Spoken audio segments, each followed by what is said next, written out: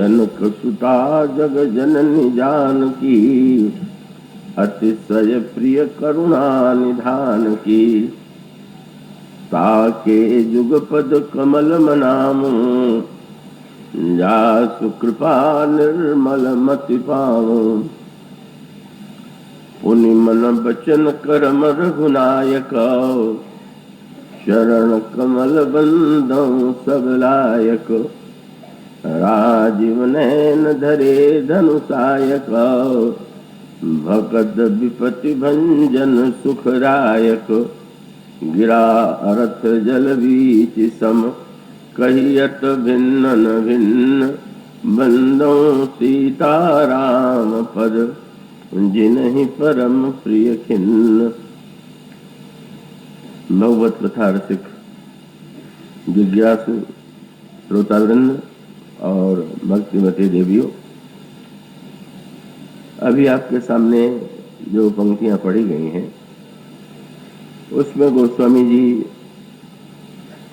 भगवती सीता और प्रभु श्री रामभद्र की पहले 4 पंक्तियों में अलग अलग वंदना करते हैं और उसके पश्चात उन दोनों की एक दोहे में संयुक्त वंदना की गई।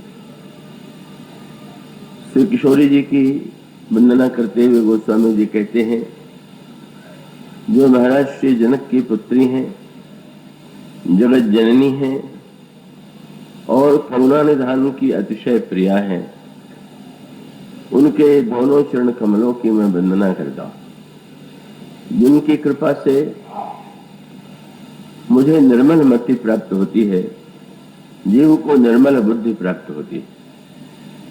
और फिर वे भगवान श्री राम की वंदना करते हुए कहते हैं, जिन प्रभु में अनगिनत गुण विद्यमान हैं और जो धनुष बाण धारण किए हुए निरंतर भक्तों की विपत्ति दूर करते रहते हैं, उन प्रभु के चरणों की मैं वंदना करता हूँ।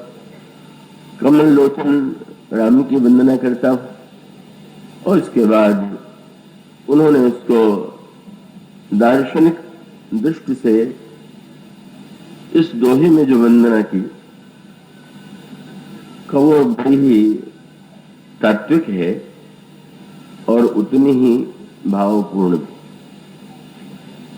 वंदना में गोस्वामी जी कहते हैं कि जैसे वाणी और अर्थ, इन 2 शब्दों का प्रयोग किया जाता है, और अगर व्याकरण की दृष्टि से देखें तो दोनों में लिंग भेद है। गिरा अगर स्त्रीलिंग शब्द है तो अर्थ पुल्लिंग है, और इसी प्रकार से जल और वीची, इन दोनों में भी ऐसा प्रतीत होता है कि दोनों शब्द अलग अलग हैं, किंतु व्यक्ति अंतरंग रूप से जानने वाला है, जानता है कि वाणी और अर्थ दोनों अलग अलग नहीं। जल और उसकी उसमें उठने वाली तरंगों में भी रंच मात्र कोई भेद नहीं। इस तरह से वस्तुतः वे भगवान राम और श्री सीता जी अभिन्न होते हुए भी उनका भिन्न के रूप में वर्णन किया जाता है।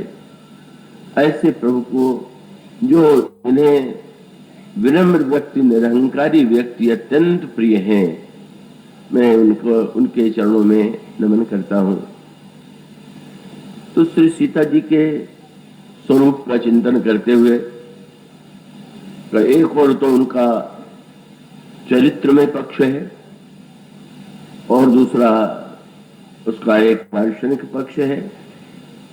तो ये जो प्रसंग है, इन पंक्तियों का चुनाव, जो प्रसंग चल रहा है, इसका चुनाव श्री बसंत कुमार जी बिरला ने किया था। उन्होंने ये कहा था कि जगत जननी सीता के चरित्र की चर्चा की जाए। फिर एक वार्तालाप भी सामने हुआ था, तो बड़ा स्नेह में वार्तालाप था का स्वाभाविक रूप से सौजन्यमयी सरला जी, यद्यपि उन्हें डॉक्टर के रूप में कहना अधिक का उपयुक्त होगा, पर इस स्नेह के रूप में एक दिन ये चर्चा चली कि स्वाभाविक है उन्हें कुछ दार्शनिक या विचारात्मक का जो प्रवचन का पक्ष है वो कुछ अधिक आकृष्ट करता है, और हमारे श्री बसंत कुमार जी को चरित्रात्मक।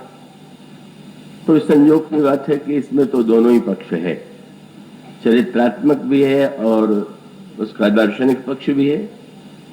कल आपके समक्ष उसके दार्शनिक पक्ष की चर्चा की गई थी।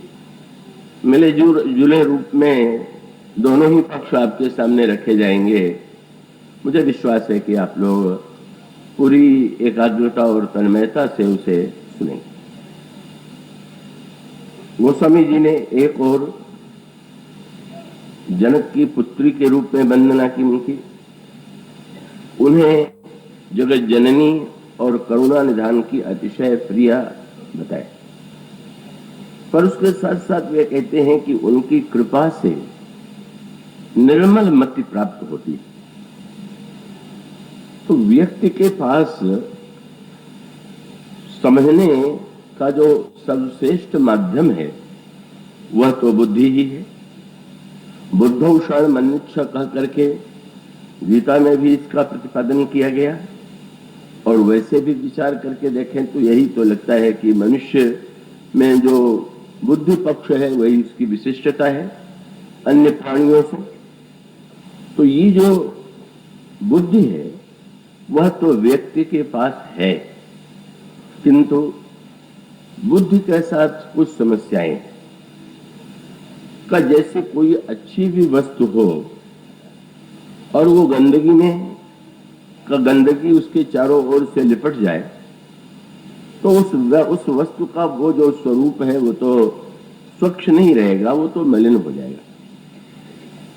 तो ठीक यही स्थिति बुद्धि की।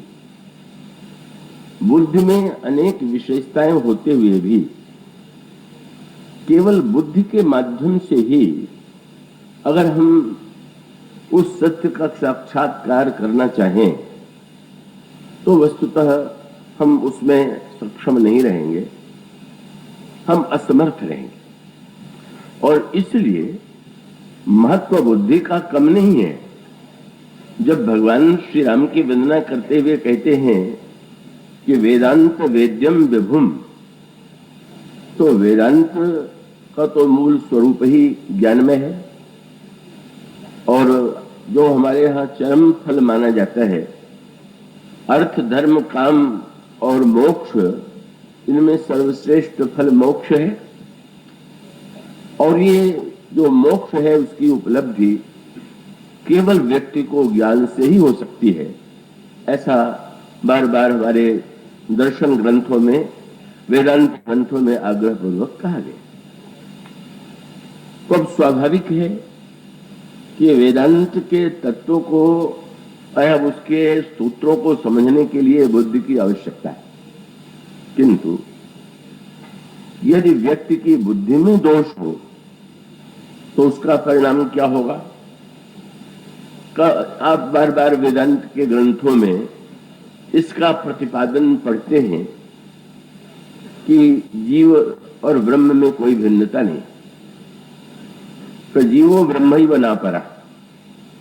तो एक और भक्त भिन्नता की बात करते हैं और दूसरी ओर वेदांत में अभिन्नता की बात कही गई।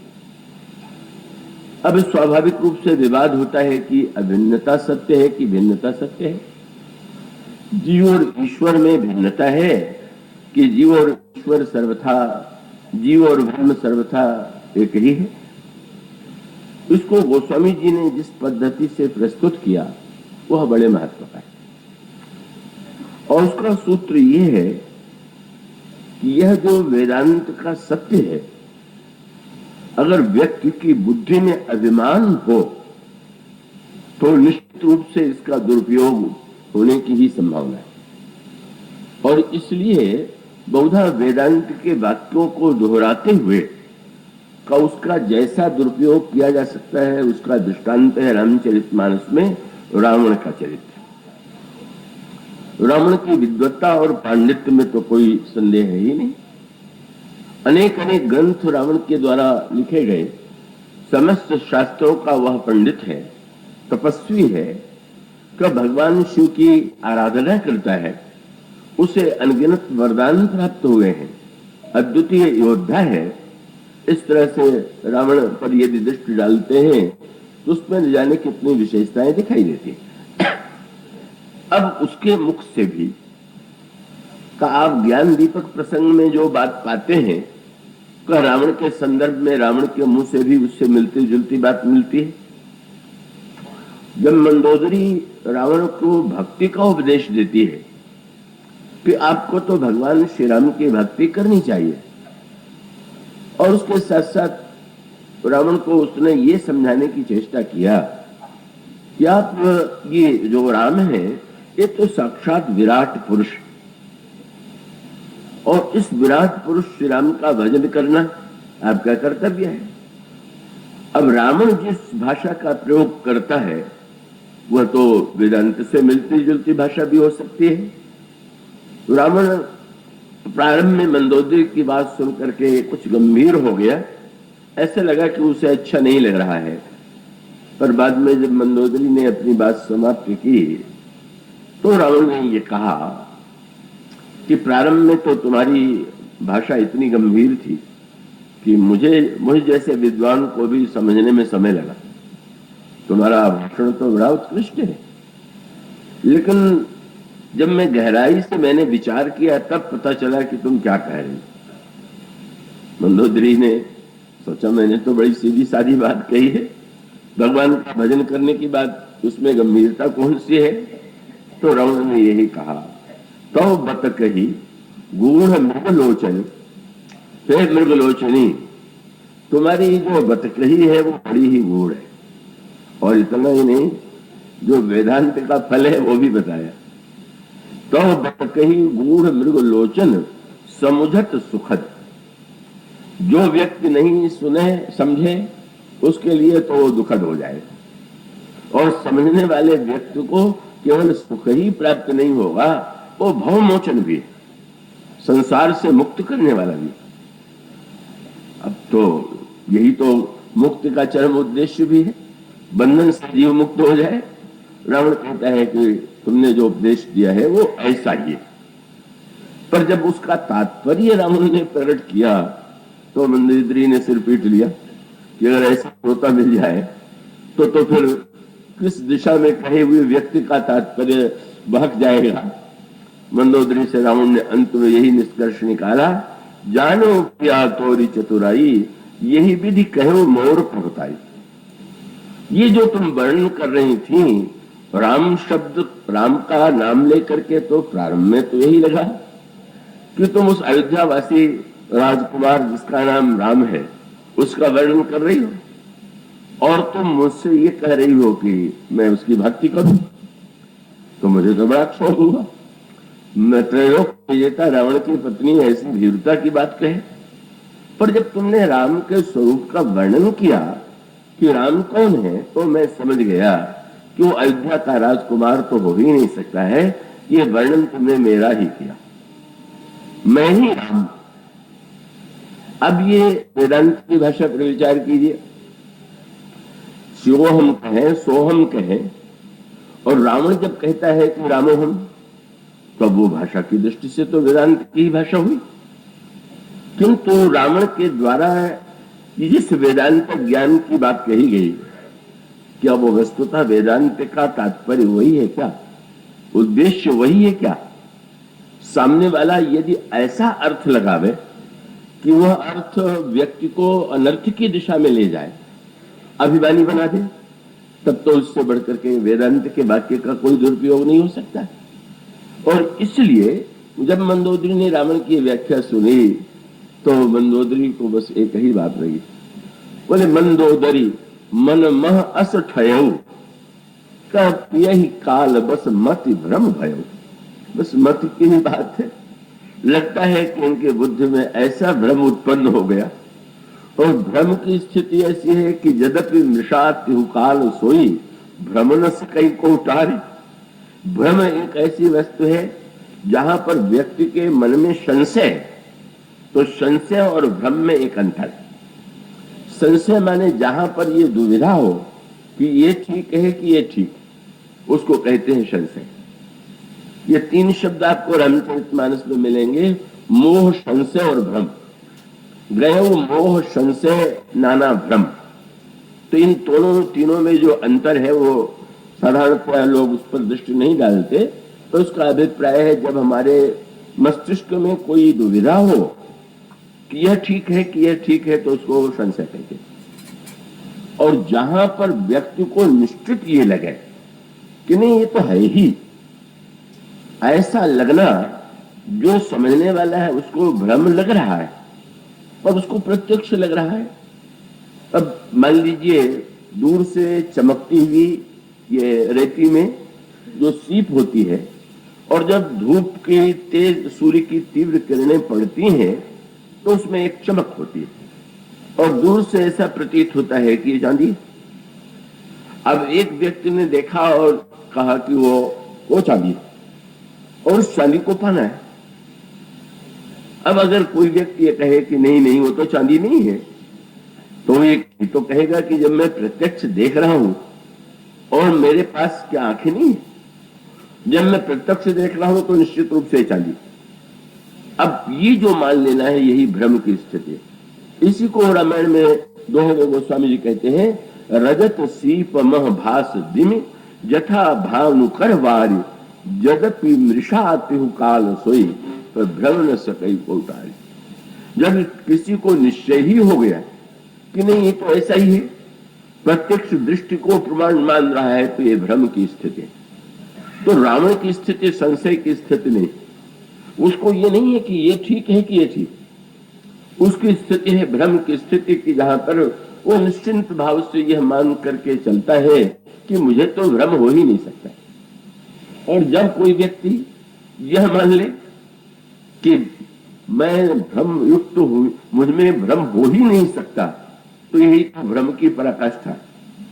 एक बार एक सज्जन ने मुझसे पूछा कि जीवन में दुख का पूरी तरह से विनाश हो जाए इसका उपाय क्या है, सबसे बड़ा दुख क्या है? तो मैंने यही कहा कि व्यवहारिक अर्थों में ये मान करके चलना कि पूरी तरह से दुख की घटनाएं ही नहीं घटित होती हैं, यही सबसे बड़ा दुख।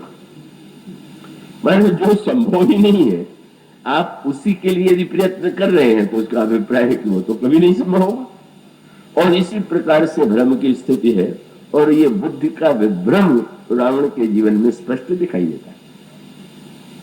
अब वो भाषा अब क्यों देखें, हनुमान को जब भगवान राम उपदेश देते हैं तो भगवान राम ने वह बात कही जो वेदांत की भाषा तो थी, और उसमें भगवान ने एक संशोधन का वाक्य जोड़ दिया।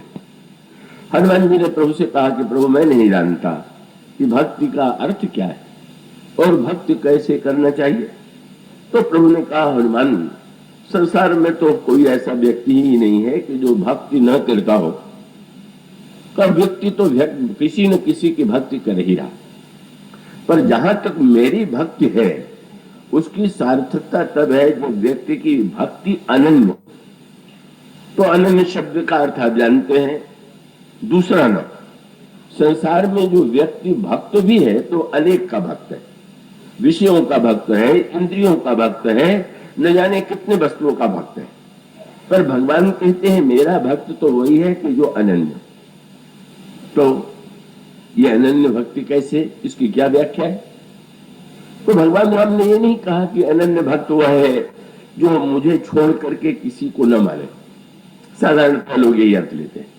हनुमान से प्रभु व्याख्या करते हैं, सो अन्य अस जाके, फिर वही शब्द आया मति। मूल में सूत्र जो है राम के जीवन में भी पिए ही कालबस मति भ्रम भयम, और हनुमान जी से भगवान राम कहते हैं बस यही बुद्धि जो है दृढ़ करने की आवश्यकता है। सो अनन्य अस जाके मति न टरई हनुमंत। क्या बोले, मैं सेवक सचराचर रूप स्वामी भगवंत। यह सारा ब्रह्मांड भगवान का स्वरूप है, पर उसमें प्रभु ने एक संशोधन जोड़ दिया। क्या? मैं दास हूं, और ये सार प्रभु का स्वरूप है। अब तर्क की दृष्टि से तो ये बात युक्त संगत नहीं है। अगर सारा ब्रह्मांड ही ईश्वर का रूप है तो क्या मैं ही अलग हूं क्या? ये क्या हुआ? भगवान कहते हैं सारे संसार को मेरा रूप मानो पर अपने उदास मानो। मानो यही वेदांत का सुरक्षा कवच। जैसे कोई योद्धा हो तो उसके घायल होने और मृत होने का डर है, इसी प्रकार से वेदांत जो है वो अहम के द्वारा विनष्ट न कर दिया जाए, घायल न कर दिया जाए, इसलिए भगवान भक्ति का सुरक्षा कवच देते हैं कि भाई सब प्रभु के रूप है, मैं तो दास ही हूं। तो कठिनाई क्या है? रावण जैसा व्यक्ति जब ये मानता है कि विराट राम है और मैं राम हूं, तो अपने को राम छोड़ करके सारे संसार को गया बीता मानता। मेरे सामने कौन? कुछ नहीं है कोई। और भगवान का अभिप्राय यह है कि जब हमने अपने को दास मान लिया तो स्वाभाविक रूप से अभिमान का प्रश्न ही नहीं। इसलिए बुद्ध के साथ जो समस्या है, और वो बड़ी जटिल समस्या है, कि बुद्धि ही समझने का सबसे बड़ा माध्यम है, पर बुद्धि में अनगिनत दोष है, अनेक दोष है। अब वो बहुत शास्त्रीय ग्रंथों में व्याख्या की गई। आपने एक शब्द सुना होगा कि ये जो ऋषि मुनियों ने वेद मंत्रों को वेद मंत्र ऋषियों के द्वारा लिखे गए, ऐसी मान्यता हमारे यहाँ नहीं। हमारे यहाँ की मान्यता है कि ये वेद मंत्र जो है ये श्रुति है, ये सुने गए तो कहा है तो हम दिन रात न जाने कितनी बात सुनते रहते।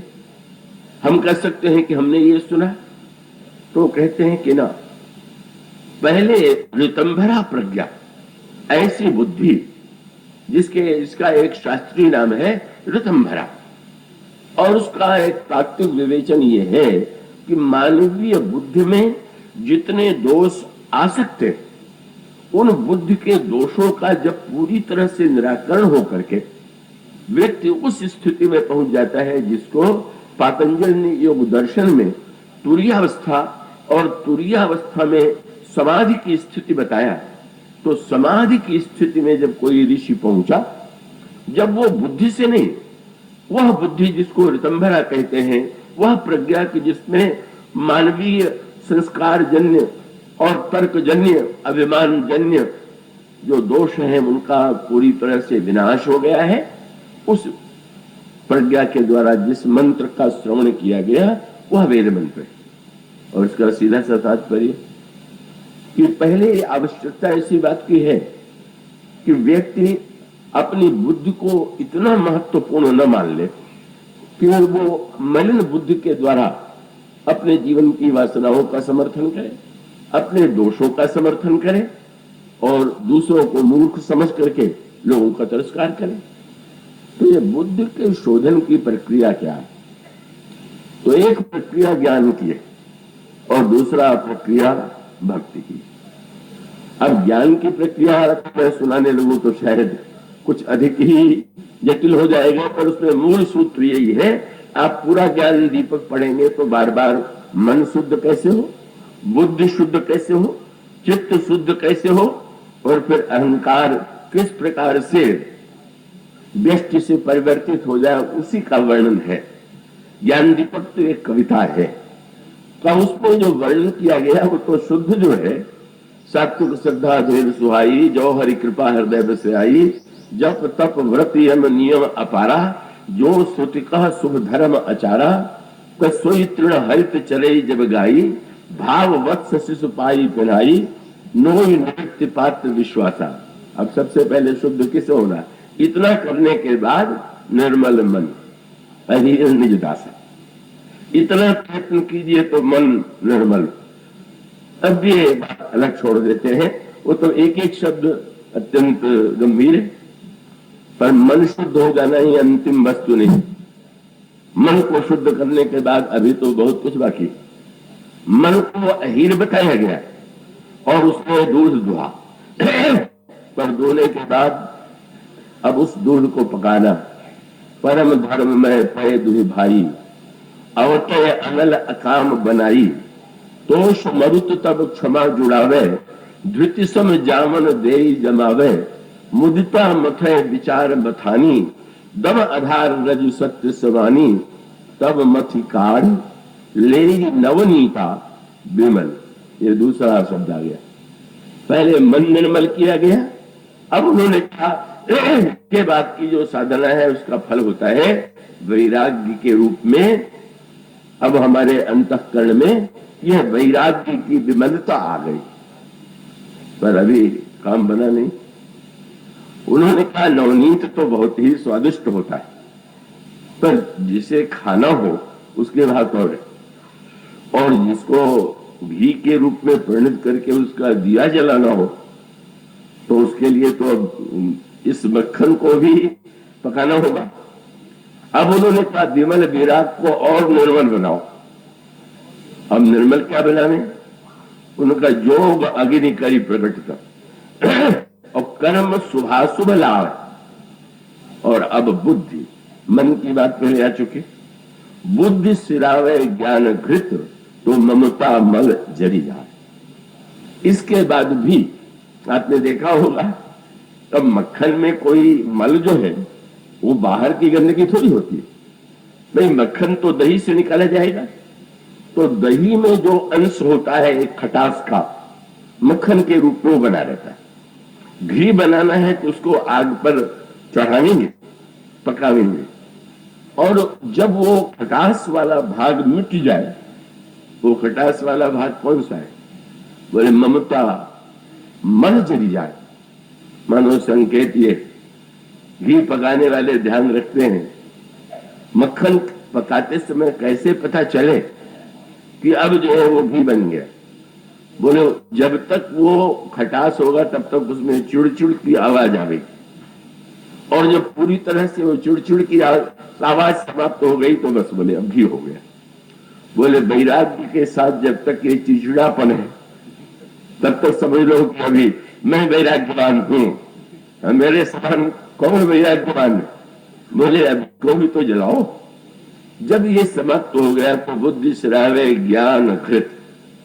पहले मन की निर्मलता, अब बुद्धि सिरावे ज्ञान घृत तो ममता मल जरी जाए। और फिर यात्रा समाप्त नहीं हुई।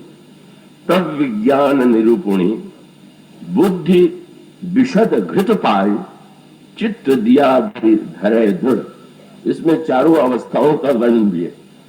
चित्त की दया पर इस घी को दियत बनाइए और उस पर चित्त के उस दियत पर का स्थापित कीजिए, समता के स्थान पर इस दियत को, और उसमें यह जो घी आपने अभी प्रस्तुत किया है, बनाया है, उसे डालिए।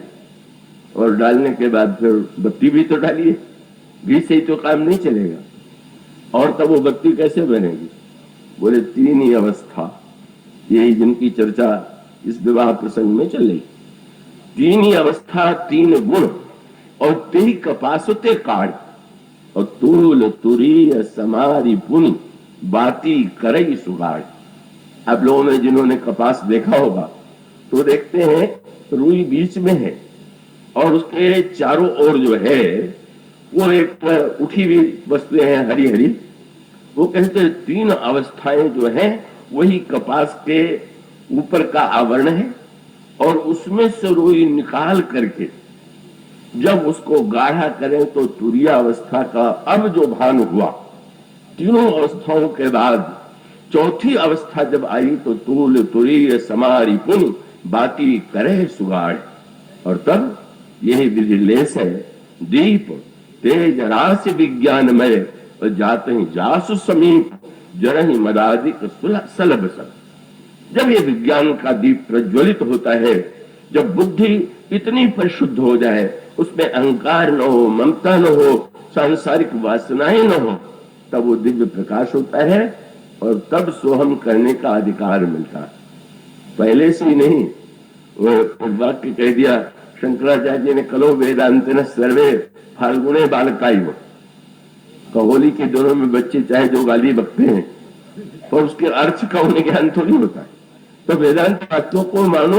अब कहते हैं सोहमस्मि इति वृत्ति अखंडा, दीप शिखा सोई परम प्रचंडा, आत्म अनुभव सुख सुप्रकाशा, तब भव मूल भेद भ्रमनाशा, प्रबल अविद्या तम मिट जाई, हारई सकल सुलभ समुदायी। इतनी कठिन साधना के बाद बुद्धि निर्मल हुई, चित्त में समत्व का उदय हुआ, तुरीयावस्था की स्थिति में व्यक्ति पहुंच गया, और पहुंचने के पश्चात तब सोई बुद्धि, अब ये बुद्धि जो है, तब सोई बुद्धि पाई उजियारा, उर गृह बैठ ग्रंथि निरुआरा। अब वह बुद्धि जो है, उस समय बुद्धि ऐसी हो गई कि उस प्रकाश में बैठ करके जो एक ग्रंथ पड़ गई है उसको खोलता है, पढ़ करके आतंकित हो जाता है व्यक्ति। तो ये वेदांत की साधना गोस्वामी जी को भी लिखना पड़ा, कहा तक कठिन, समझा तक कठिन, और साधा तक कठिन विवेक, कहना कठिन, उसको सुन करके समझना सुनना कठिन, और समझ करके उसको क्रियान्वित करना तो और कठिन। और हो ही गुणाक्षर न्याय जो पुल प्रत्युह अनेक। अब भक्तों ने क्या किया, गोस्वामी जी क्या करते हैं? अब एक तो ज्ञान का पुरुषार्थ का मार्ग है, जिस क्रम से बुद्धि को हम निर्मल बनाए, वो भी मार्ग है।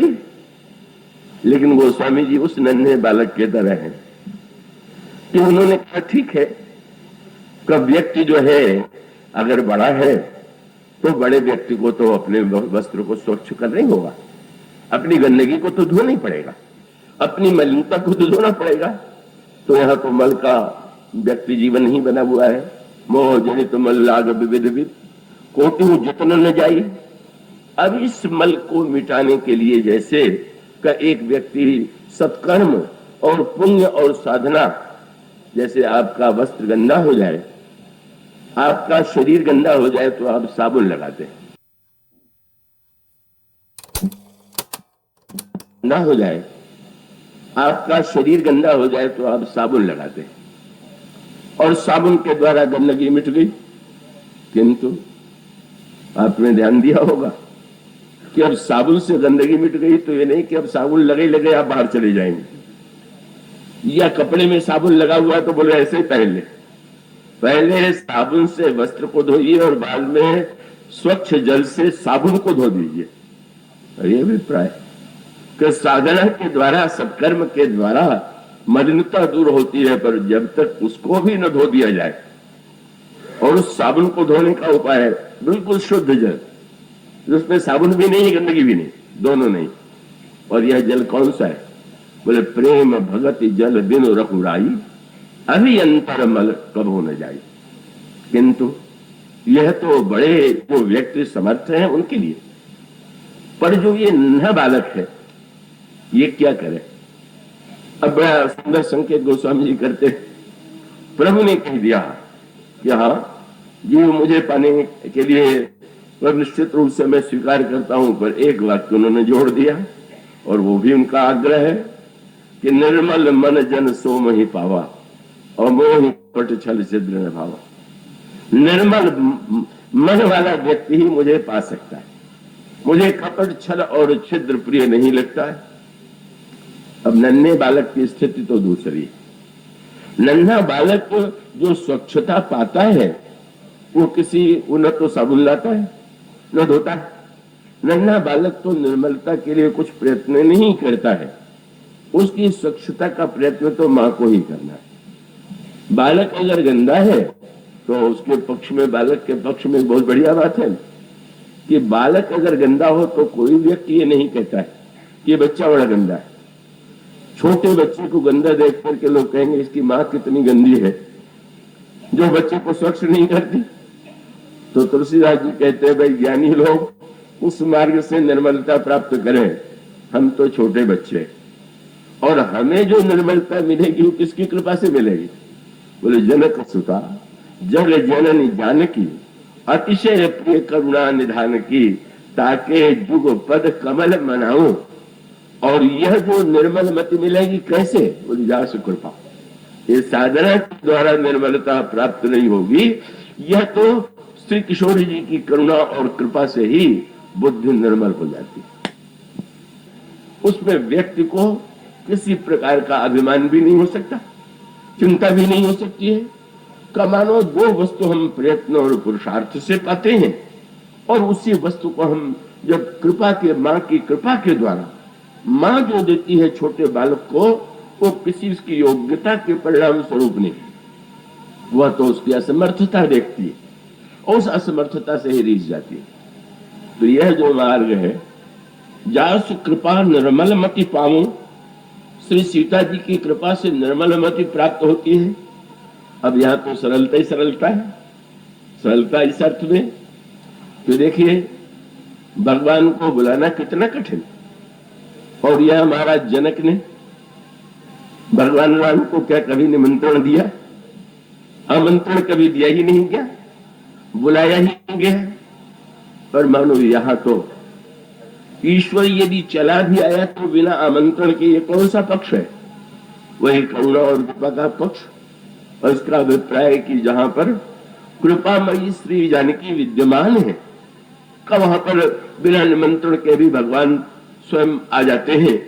तो इसीलिए कौरव सखियों के द्वारा जो व्यंग विरोध श्री राम से किया गया, वो विवाह के गीतों में, मिथिला के गीतों में मिलता है। जब वह सखियां व्यंग में कहती हैं कि अरे, ये आग्रह करती हुई व्यंग में कहती हैं, अन्यत्र अभिमान करना, पर इस नगर में आकर के अभिमान करने की कोई आवश्यकता नहीं। और अभिमान नहीं करना तो सखियां ये भी कह देती हैं, बिनु बोले पिया है।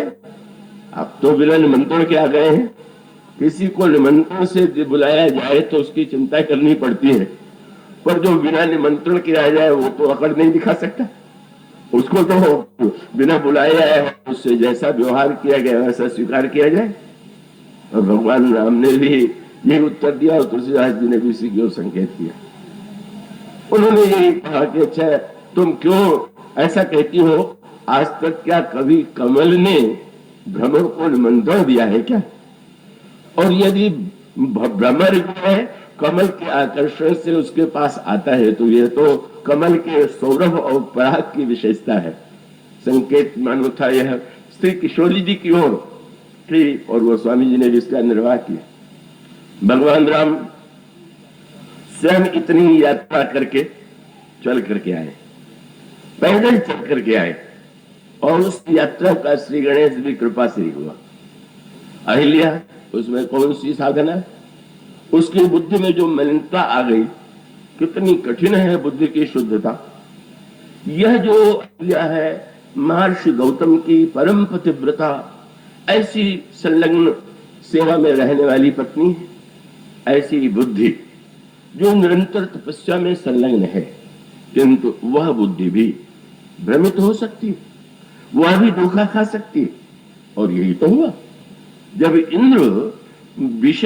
इंद्र गौतम का देश बना करके आया और अहिल्या नहीं पहचान पाई, तो यह संकेत बताने के लिए कि बड़ी बड़ी तपस्या, साधना, धर्म का पालन करने के बाद भी कभी कभी व्यक्ति जो है सही दृष्टि नहीं पाता है, पहचानने में समर्थ नहीं।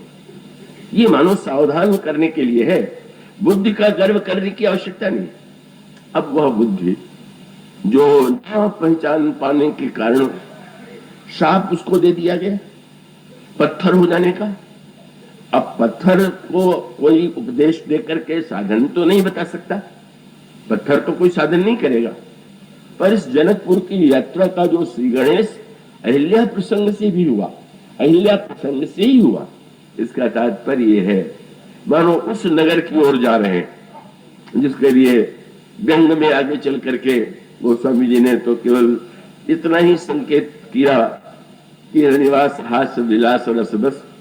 ये कहा गया कि जब विवाह संपन्न हुआ और विवाह के संपन्न होने के बाद दूल्हा जो है कोहबर में ले जाया गया। कोहबर शब्द बड़ा अनोखा है। वैसे कोह और वर ये शब्द मिलकर कोहबर बना। कोह कौन को कहते? कैसी विचित्र बात। विवाह के बाद ऐसे घर में व्यक्ति को ले जाया गया जो कोहबर है। अब भाई आप किसी को चिढ़ावे, व्यंग करें, उसकी हंसी उड़ावे तो उसके क्रोध आने की संभावना। तो ये वर की अंतिम परीक्षा होती है। विवाह उसने पाणिग्रहण तो कर लिया, लेकिन उसमें सहिष्णुता है कि नहीं। अब विवाह करके पत्नी के प्रति जो उसका व्यवहार होगा वो तो यही सिद्ध करेगा कि अगर वो सहिष्णु नहीं होगा तो बात बात पर उसे क्रोध आवेगा। तो कोहबर की जो सारी लीला होती है वो व्यंग में, कटाक्ष में और ऐसे रूप में कि जैसे किसी को चुड़ लग जाए। तो वो स्वामी जी कहते हैं जब विवाह की विधि पूरी हो गई तो कोहबर ही आने कुंवर कुंवरी सुहासिनी सुख पाई के, और फिर अति प्रीत लौकिक रीति लागी कर्ण मंगल गाई के। वहां पर गुरु वशिष्ठ का प्रवेश नहीं है, सतानंद जी का भी प्रवेश नहीं, महाराज दशरथ और महाराज जनक का भी प्रवेश नहीं। वहां तो केवल कोई जो है वो श्री सीता जी की सखियां हैं और ये चारों राजकुमार हैं और उनको ले जाया गया। और वो स्वामी जी फिर कहते हैं अब प्रारंभ हुआ। वहां तो ये जो साक्षोच्चार होता है विवाह के मंडप में, उसमें बताया जाता है कि वर का के पूर्व पुरुष कितने उच्च कोटि के थे। यहाँ कन्या के पक्ष में किस किस व्यक्ति की पुत्री है, पौत्री है, प्रपौत्री है, ऐसा वर्णन किया जाता है। यहाँ तो इस दूल्हे का स्वागत ही इस रूप में पहले किया गया। और ये करके एक सखी ने श्री राम को देख करके यही कहा कि सखी, अयोध्या में इतने राजा राजकुमार आए पर ये राजकुमार जितना घमंडी है आज तक कोई ऐसा नहीं। मतलब सोचिए, जहां स्वागत में पहला वाक्य श्री राम को अभिमानी कह करके किया जाए, परशुराम जी श्री राम को उपाधि दे करके गए। इतने प्रभावित हुए राम के स्वभाव और शील से कि उनका विनय, शील, करुणा सागर, जैत वचन रचना अटिनागर। आप विनय के, शील के, करुणा के आगार, पर यहाँ न तो विनय, न शील, न करुणा, और उसके साथ साथ चेतावनी भी। बरबे रामायण में तुलसीदास जी ने कह दिया, एक सखी ने कहा अभिमान है तो अपने पास रखो, यहां बिल्कुल नहीं। क्यों? बोले गर्व करहु रघुनंदन जनि मन मारो, कोई गर्व मत करो। जब कहो सखी यस को तनुधारी, जोन यह रूप यह जोन मोह यह रूप निहारी। इस सुंदरता को देख करके तो सारे नगरवासी स्त्री पुरुष सभी सम्मोहित हो गए। और सखी कहती है कि रूप का गर्व यहां छोड़ दो। क्यों छोड़ दो? बोले वहां की बात और थी, यहाँ जरा देख लो तुम्हारे बाम बाग में जो विराजमान है। और तब वो बरबे रामायण में तुलसीदास जी ने लिखा, गर्व करहु रघुनंदन जन मन माही आपन मूर्ति देखो। अगर तुम्हें ये पता लगाना हो कि कितने सुंदर हो तो कहीं है आपन मूर्ति देखो, सिर की छाप, सीता जी की छाह देख लो, उनकी छाह जैसी है वैसे तुम। अब मानो व्यंग ये भी है कि भाई व्यक्ति गोरा भी है तो छाया तो खाली ही होगी, तो मानो श्यामता पर व्यंग है। और यो ये भी कहें कि भाई प्रतिबिंब जो है छाया है श्री राम, तो प्रतिबिंब समर्थ नहीं, क्रिया करने में प्रतिबिंब समर्थ नहीं है, तो व्यक्ति जिधर चढ़ेगा छाया को भी उसका अनुगमन करना पड़ेगा। और उसका अभिप्राय है कि जब श्री सीता जी के तुम प्रतिबिंब हो तो स्वतंत्र थोड़ी हो, ये तो जिधर जाएंगे उधर तुम्हें जाना ही होगा। मानो ये कह करके जब श्री राम से विनोद किया गया और भगवान इस वाक्य को सुन करके उनको लगा चलो एक अभिमानी की नई उपाधि तो मिली। इतने दिनों तक तो लोगों ने यही बार बार कहा कि इनके समान नम्र कौन होगा, सुशील कौन होगा, लेकिन फिर लक्ष्मण जी तो स्वभाव से ही तेजस्वी हैं, प्रभु तो मौन हो गए, पर उन्होंने तुरंत कहा कि अभिमान तो हम लोगों की दृष्टि से हमारे श्री राघव में नहीं, पर अगर झूठा अभिमान करे तो बुरा। भूल गई वो उस दिन को जब धनुष टूटने के पहले क्या दशा हो गई थी तुम लोगों की, और हमारे श्री राघव ने ही को धनुष तोड़ करके कष्ट दूर कर दिया। आंख के आंसू इन्हीं के द्वारा तो कब मिट पाए, पर सखियां क्या उत्तर देने में पीछे थी। उन्होंने कहा धनुष यज्ञ के पहले पुष्प वाटिका की याद कर लो। पुष्प वाटिका में तुम्हारे राघव ने पुष्प तोड़ा और तुम भी साथ में थे, और जब लता कुंज से निकले तो क्या दशा थी? बोले भाल तिलक श्रम बिंदु सुहाय। माथे पर पसीने की बूंद थी। लक्ष्मण, क्या जिसको फूल तोड़ने में पसीना आ जाए वो धनुष तोड़ सकता था क्या? कौन सा तर्क कहता? तब कैसे टूट गया? कहीं से तो टूट ही नहीं सकता था। तोड़ने की शक्ति होती तो पहले उठ के तोड़ देते। और देखा नहीं कि जब चले भी तो बेचारे इतने धीरे धीरे चले, हम लोग यहाँ आ गए। इतना सुकुमार राजकुमार ये कैसे धनुष तोड़ेगा? और हम सब लोगों ने अपना सारा पुण्य लिया भी है कि श्री राम को देख करके जनकपुर वासियों ने यही याद किया कि हमने कितने कितने पुण्य जीवन में किए। और उनके प्रार्थना यही निकली, बंदी पितर सुर सुकृत संहारे। अपने पितरों का स्मरण किया, देवताओं का स्मरण किया और यही कहा, जो कछु पुण्य प्रभाव हमारे तो शुभ धनु मृणाल की नाई तोड़ राम गणेश गोसाई।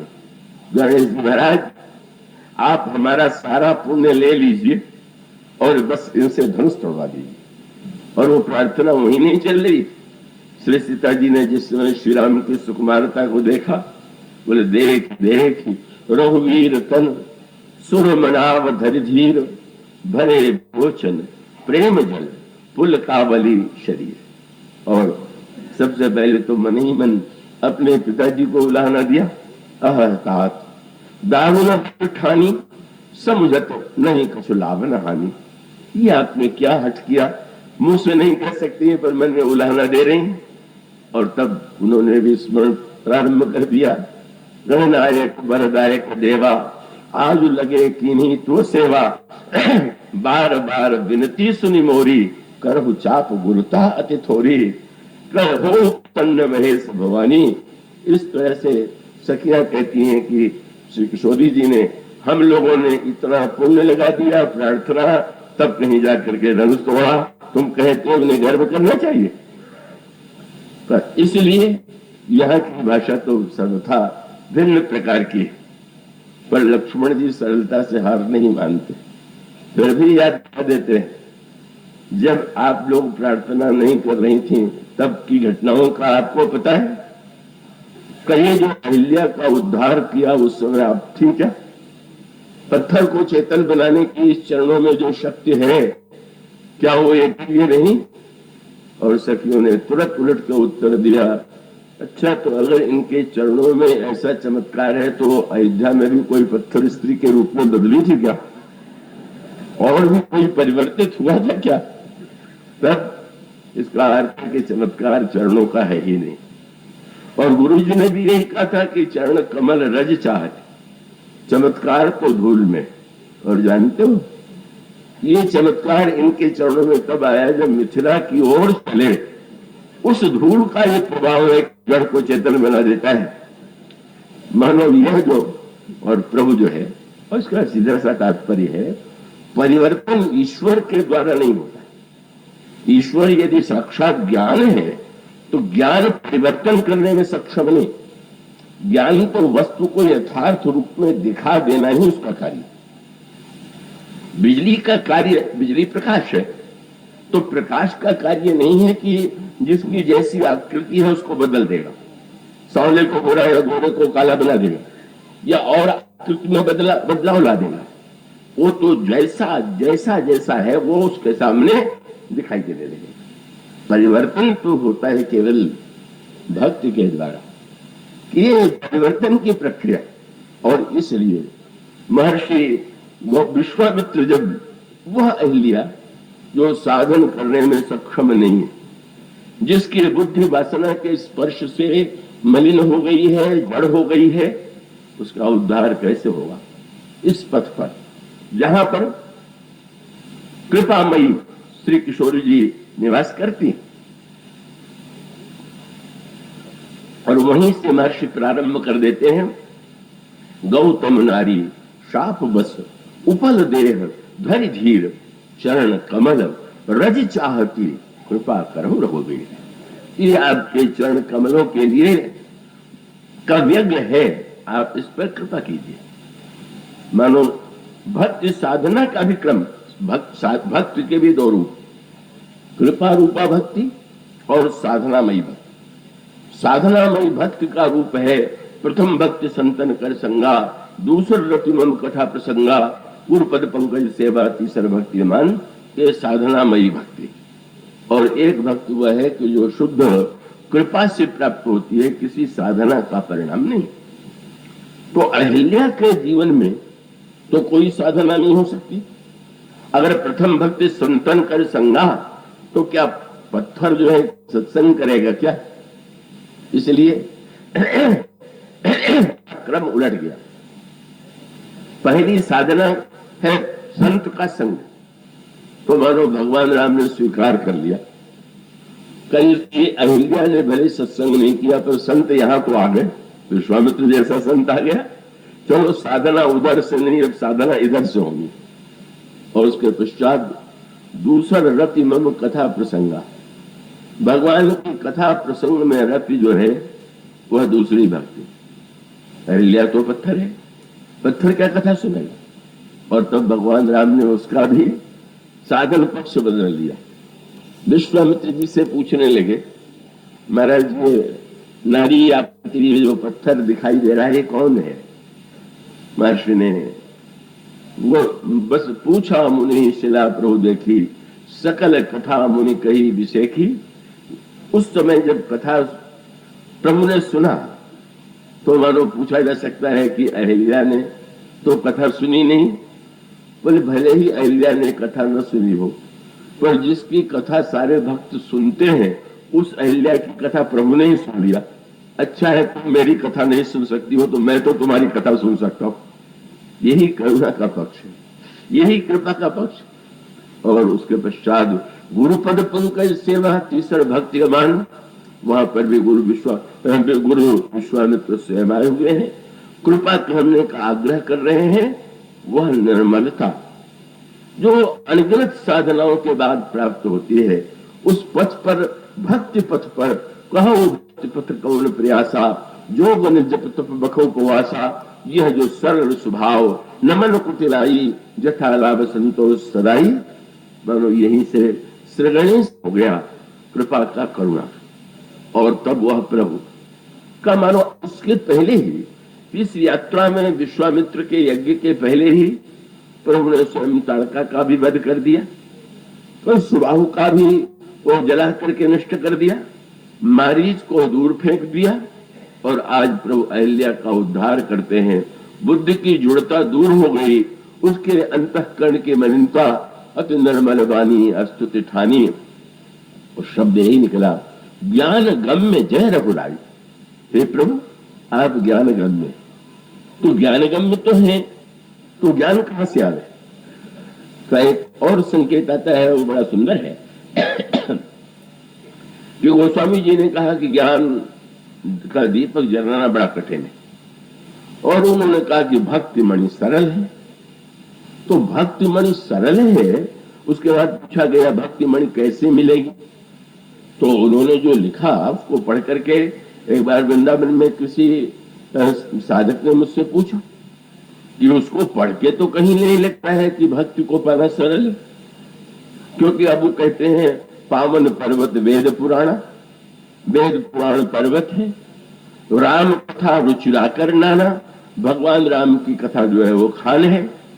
फिर बोले खान का रहस्य जानने वाला मर्मी सज्जन, कुमति सुमति कुदारी, सुमत की कुदाल हो, मर्मी सज्जन हो, ज्ञान विराग नैन उर्गारी, ज्ञान और वैराग का नेत्र हो, तो भाव सहित जो खोजई प्राणी, तो पाव भक्ति मण सब सुख खाली। भाव सहित अगर वो खो जाएगा तो भक्ति मणि मिलेगी। तो उन्होंने कहा इसमें छूटा क्या?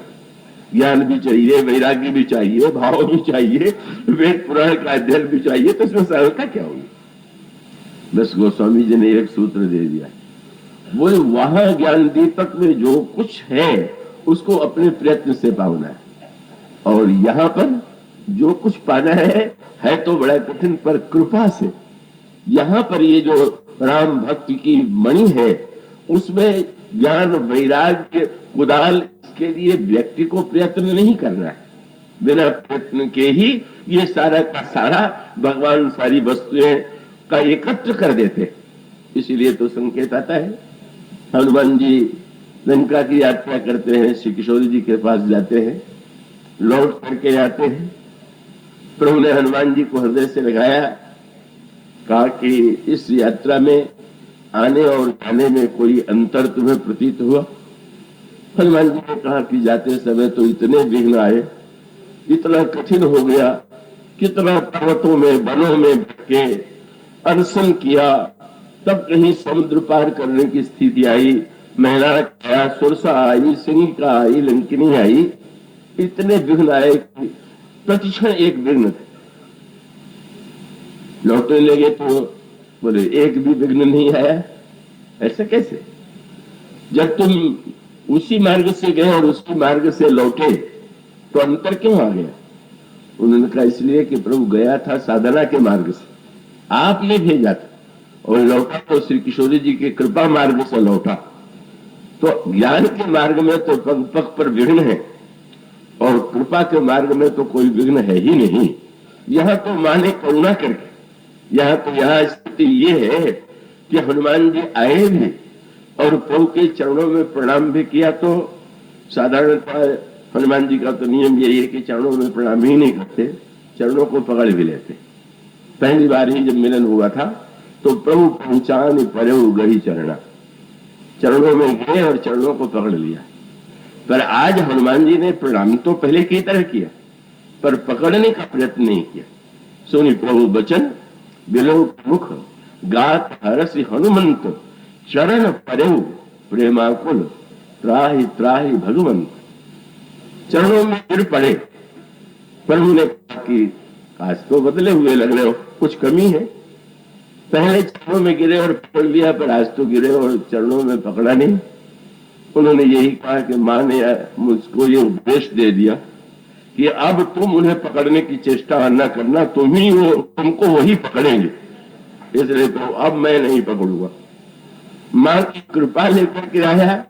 और उसका सीधा सा तात्पर्य ये है कि वह व्यक्ति युवक है तो अपने आप खड़ा हो, पर बच्चा जब चलने में असमर्थ है तो छोटे बच्चे के लिए तो अब मां उसको गोद में लिए हुए, और जब पिता की गोद में मां देगी तो स्वाभाविक उस पिता को ही तो उस बच्चे को गोद में लेकर पकड़ लेना पड़ेगा। हनुमान का मानो संकेत यह है कि अब तो मां की कृपा और करुणा प्राप्त करके मैं लौटाऊंगा, और मैं क्यों चिंता करूं कि ईश्वर निरंतर मेरी पकड़ में बना रहे। यही जो कृपा की अनुभूति हो रही।